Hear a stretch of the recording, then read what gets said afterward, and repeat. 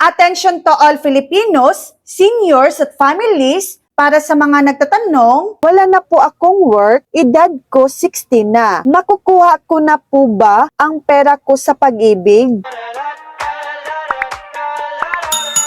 Opo, kahit 60 years old na kayo at wala na kayong trabaho, posible ninyong maklaim ang pag-ibig regular savings dahil ang edad na 60 ay isa sa mga grounds para sa optional retirement or withdrawal ng pag-ibig provident benefits. Hindi kailangang hintayin ang edad 65 kung pasok kayo sa retirement rules. Ang makukuha ninyo ay ang total accumulated value or TAV kasama ang inyong naipong savings, employer counterpart kung mayroon, at dividends na credit, less anumang outstanding pag-ibig obligation. Kung gusto ninyong mag-claim ngayon, maaari kayong mag-file ng Provident Benefits Claim sa Pag-ibig branch. Available din ang online filing through Virtual Pag-ibig para sa retirement claims. So yan lang po ang latest update.